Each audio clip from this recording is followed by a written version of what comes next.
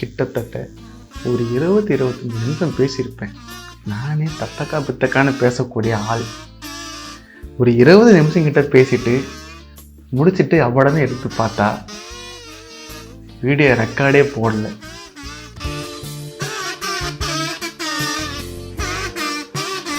ஓமா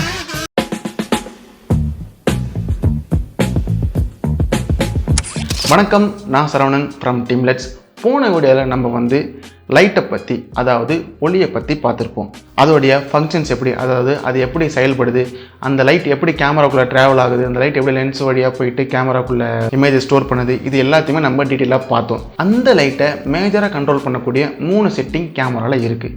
அது என்னவென்றால் அப்ரேச்சர், ஷட்டர் ஸ்பீட், ISO.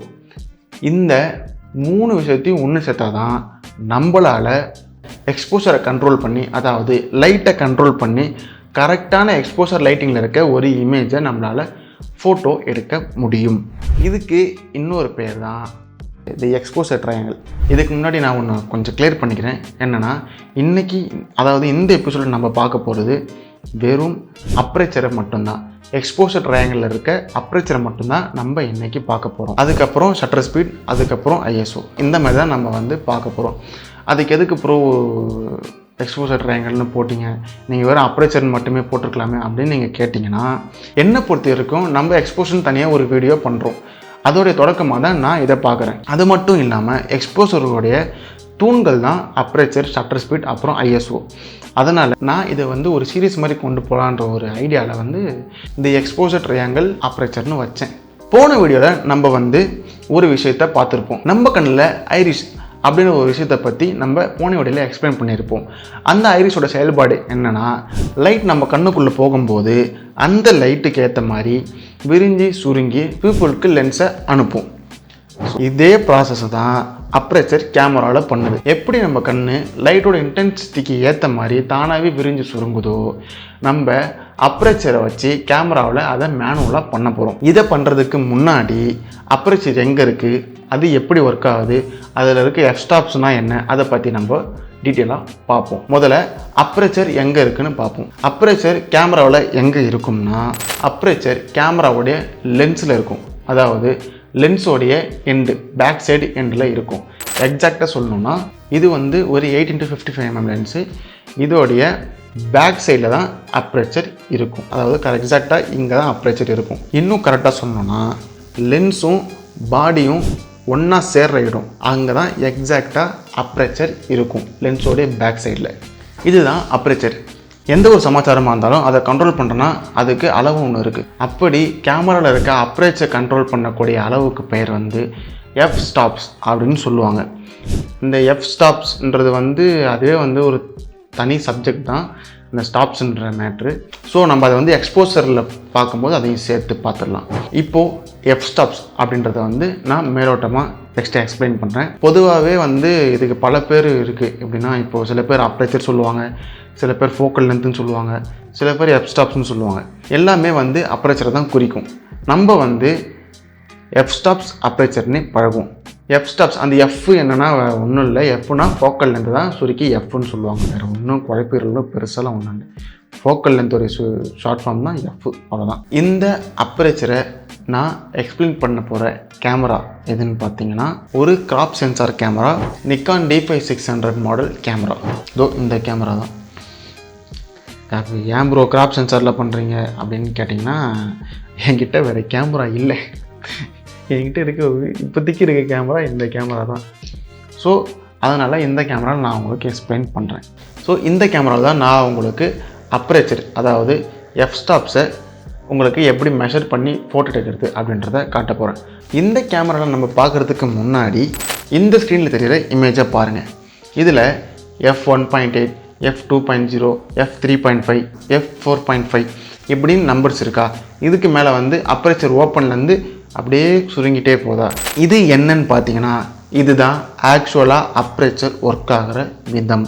இதில் நீங்கள் பார்த்தீங்கன்னா ரொம்ப சிம்பிள், நல்லா கவனிங்க. எஃப் நம்பர் ஜாஸ்தியாக அப்ரேச்சர் க்ளோஸ் ஆகிட்டே போகும், சுருங்கிட்டே போகும்.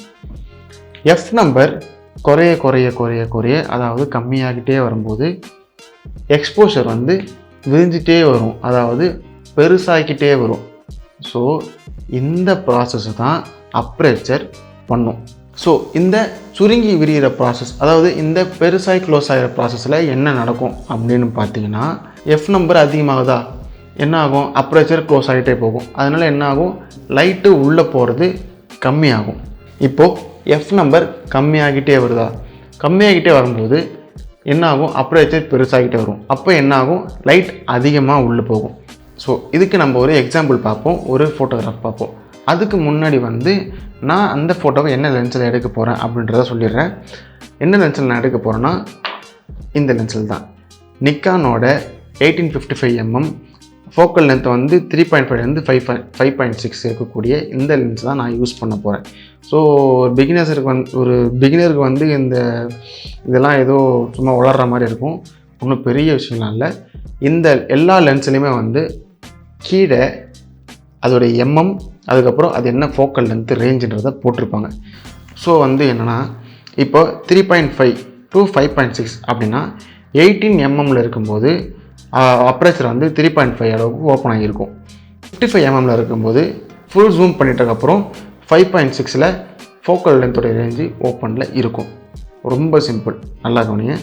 18 to 55mm லென்ஸு 18 இருக்கும்போது 3.5ம் 55 இருக்கும்போது 5.6ம் ஃபோக்கல் லென்த்தோட ரேஞ்சு இருக்கும். இது தவிர பெருசாக எதுவும் குழப்பிக்காதீங்க. இப்போ நீங்கள் ஸ்க்ரீனில் பார்த்தீங்களே ஒரு வேல்யூ என்னென்னா, எஃப் வந்து 2.8 ஆரம்பித்து, அதாவது 1.8 ஆரம்பித்து F22 போய் முடியும். இப்போது இதே ஃபோக்கல் லென்த்து தான் வந்து எல்லா லென்ஸுக்குமே வருமானா, அதுதான் இல்லை. ஏன்னா ஒவ்வொரு லென்ஸோடைய ஃபோக்கல் லென்த் ரேஞ்சுன்றது சேஞ்ச் ஆகிட்டே இருக்கும். எப்படி சேஞ்ச் ஆகும்னா, அந்தந்த லென்ஸோட எம்எம்ஐ பொறுத்து மாறிக்கிட்டே இருக்கும். இப்போது இந்த 55mmல ரேஞ்சு வந்து 3.5லேருந்து 5.6. இது வந்து ஒரு 1855mm லென்ஸு, ஓகேங்களா. இதே வந்து நம்ம இந்த லென்ஸில் இது வந்து நிக்கானோட 7300 ஒரு ED லென்ஸ். இதோடைய ஃபோக்கல் லென்த் ரேஞ்சு பார்த்திங்கன்னா 4.5லேருந்து 6.3 வரைக்கும் இருக்குது. ஸோ என்ன மேட்டர்னா, இந்த ஃபோக்கல் லென்த் ரேஞ்சுன்றது சேஞ்ச் ஆகிட்டே இருக்கும், மாறிட்டே இருக்கும். எல்லா லென்ஸும் பொறுத்த வரைக்கும் மாறிட்டே இருக்கும். நம்ம எதை கவனிக்கணும் அப்படின்னு நம்ம பார்த்தோம்னா, அந்த நம்பருடைய அளவு, அதாவது எஃப் நம்பர் கூட கூட கூட அப்பேச்சர் குறைஞ்சிட்டே வருதா, எஃப் நம்பர் குறைய குறைய குறைய அப்பேச்சர் பெருசாகிட்டே வருதா, இதை தான் நம்ம புரிஞ்சுக்கணும். இதுதான் அப்பேச்சர் பண்ணும், ஓகேங்களா. அது வந்து எல்லா லென்ஸுக்கும் அந்தந்த ஃபோக்கல் லென்த் ரேஞ்சை பொறுத்து மாறிட்டே இருக்கும், ஓகேவா. சிம்பிள், அவ்வளோதான், முடிஞ்சு. இப்போ நம்ம வந்து அந்த எக்ஸாம்பிளுக்கு போவோம். இப்போது சில ஃபோட்டோகிராஃபர்ஸ் வந்து நம்ம பார்க்கலாம். இப்போது நீங்கள் ஸ்க்ரீனில் பார்க்குற இந்த இமேஜ் வந்து F3.5 வச்சு எடுத்த இமேஜ். இது F4, இது F4.5, இது F5, இது F5.6, இது F6.3, இது 7.1, இது 8, அப்புறம் இது 9. ஸோ இப்போது F9ல் இருக்க இந்த இமேஜ் டார்க்காகவும் F3.5ல் எடுத்த இந்த இமேஜ் பிரைட்டாகவும் இருக்குது. இதுக்கு என்ன காரணம்னா, F3.5ல் அப்பேச்சர் நல்லா ஓப்பனில் இருக்கும். ஸோ லைட் அதிகமாக உள்ளே வரும், அதனால் ஃபோட்டோ கிளியராக இருக்குது. இதே F9ல் என்ன இருக்குன்னா, அப்பேச்சர் ஃபுல்லாக க்ளோஸ் ஆகிருக்கும். அதனால் நமக்கு இமேஜ் டார்க்காக இருக்குது. ஏன்னா லைட் உள்ளே போகிற அளவு வந்து ரொம்ப ரொம்ப ரொம்ப கம்மியாக இருக்கும். ஸோ இவ்வளோ தான் அப்பேச்சருடைய வேலை, இதுதான், இவ்வளோ தான். இப்போ நீங்கள் இந்த ஃபோட்டோவில் பார்த்தீங்க இல்லையா, இதுதான் நடக்கும். அப்பேச்சரை வந்து க்ளோஸ் பண்ண இமேஜ் வந்து டார்க் ஆகிட்டே இருக்கும். அப்பேச்சர் ஓப்பன் பண்ண இமேஜ் வந்து பிரைட் ஆகிட்டே இருக்கும். பை ப்ராக்டிஸ் வந்து இது பழகிடும்.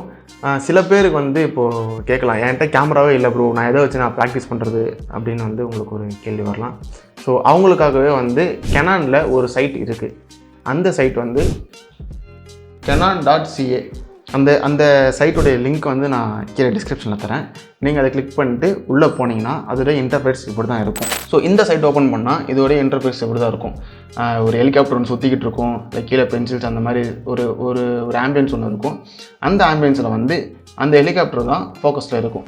ஸோ இதில் வந்து நீங்கள் ரைட் சைடில் பார்த்தீங்கன்னா அப்ரேச்சர், ஷட்டர் ஸ்பீட், ஐஎஸ்ஓ அப்படின்னு 3 இருக்கும். நீங்கள் அந்த ஷட்டர் ஸ்பீடு, ஐஎஸ்ஓவை விட்டுருங்க, அப்ரேச்சரை மட்டும் கவனிங்க. இப்போது அப்ரேச்சர் 22ல் இருக்குது, ஓகேங்களா. நம்ம இப்போ ஒரு எக்ஸாம்பிளுக்கு ஒரு ஃபோட்டோ எடுத்து பார்ப்போம். ஃபஸ்ட்டு 2.8 வச்சு ஒரு ஃபோட்டோ எடுப்போம். ஃபோட்டோ எப்படி எடுக்கணும்னா இங்கே சைடில் கேமரா பட்டன் இருக்கும். ஸோ அதை கிளிக் பண்ணால் ஃபோட்டோ வந்துடும். ஸோ எடுப்போம். இப்போது இது அப்ரேச்சர் 2.8 வச்சு எடுத்தது, அதாவது ஃபுல் அப்ரேச்சரை ஓப்பனில் வச்சு எடுத்தது. ஃபோட்டோ ஒன்றுமே தெரியல. இப்போது அதுக்கு அப்படியே ஒரு 3 to 4 ஸ்டாப் அதிகமாக வச்சு எடுத்து பார்ப்போம். அப்ரேச்சர் 8ல் வச்சு ஒரு கிளிக்கு. ஸோ இப்போ ஃபோட்டோ ஓரளவுக்கு தெரியுது, ஆனால் ஓவர் எக்ஸ்போஸ் ஆகிருக்கு, அதாவது லைட் ரொம்ப உள்ளே வந்திருக்கு. இப்போது அதுக்கு அடுத்து F16ல் வச்சு எடுத்து பார்ப்போம். இப்போது ஃபோட்டோ ஓரளவுக்கு ஓகேவாகவே தெரியுது, அதாவது நல்லாவே தெரியுது, ஆனாலுமே லைட் கொஞ்சம் அதிகமாக தான் இருக்குது. ஸோ இப்போது நெக்ஸ்ட்டு F19ல் வச்சு எடுத்து பார்ப்போம். ஸோ இதுதான் கரெக்டான எக்ஸ்போஷரில் இருக்கிற ஒரு ஃபோட்டோவாக எனக்கு தெரியுது. ஸோ நீங்களும் இதே மாதிரி இதில் வந்து அப்ரேச்சரை மட்டும் நீங்கள் அட்ஜஸ்ட் பண்ணி லைட் எந்த அளவுக்கு உள்ளே போகுது, எந்த அளவுக்கு உள்ளே போகாமல் இருக்குன்றதை வந்து ஓரளவுக்கு புரிஞ்சுக்கலாம். ஆனால் நம்ம போயிட்டு லைவாக ஒரு லொக்கேஷனில் நின்று கேமரா கையில் எடுத்து ஷூட் பண்ணுற அளவுக்கு இது வராது. பட் இருந்தாலும் ரொம்ப ப்ரெஷராக இருக்கவங்களுக்கு, அப்ரேச்சர்னால் என்னென்னு இப்போ தான் அவங்களுக்கு தெரியுதுன்றவங்களுக்கு வந்து இது ரொம்பவுமே யூஸ்ஃபுல்லாக இருக்கும்னு நான் நினைக்கிறேன்.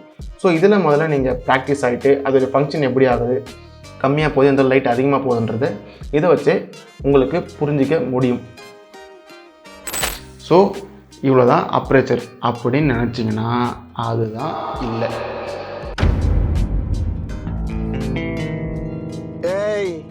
என்னை வச்சு ஒன்றும் காமெடி பண்ணலையே. அப்ரேச்சர் பேசிக்காக 2 விஷயம் பண்ணும். ஒன்று இப்போ நீங்கள் பார்த்தது, ரெண்டாவது டெப்த் ஆஃப் ஃபீல்ட், DOF அப்படின்னு ஒன்று இருக்குது. அதை வந்து அப்ரேச்சர் பயங்கரமாக கண்ட்ரோல் பண்ணும். அந்த அப்ரேச்சர் எப்படி டெப்த் ஆஃப் ஃபீல்டை கண்ட்ரோல் பண்ணுது அப்படின்றத வந்து நம்ம அடுத்த எபிசோடில் பார்ப்போம். இந்த எபிசோடில் உங்களுக்கு எதனா சந்தேகங்கள் இருக்குன்னா அதை கமெண்ட் போடுங்க. நான் வந்து உங்களுக்கு புரிய வைக்கிறேன். இப்போ நான் சொன்னது வந்து எதனா புரியலை, நீங்கள் இப்போ சொல்கிறது வந்து புரியாத மாதிரி இருக்குது, கொஞ்சம் இந்த மாதிரி சொன்னால் எங்களுக்கு புரியும், உங்களுக்கு அந்த மாதிரி சஜஷன்ஸ் இருக்குது அப்படின்னா அதையும் கமெண்ட் பண்ணுங்கள். நான் அதை பார்த்துட்டு நான் முடிஞ்ச அளவுக்கு அதை மாற்ற ட்ரை பண்ணுறேன். என்னோடய இன்ஸ்டாகிராம் லிங்க்கையும் நான் டிஸ்கிரிப்ஷனில் தரேன். நீங்கள் அதிலையும் போயிட்டு உங்களோட டவுட்ஸை கேட்டு கிளியர் பண்ணிக்கலாம். நன்றி, வருகிறேன்.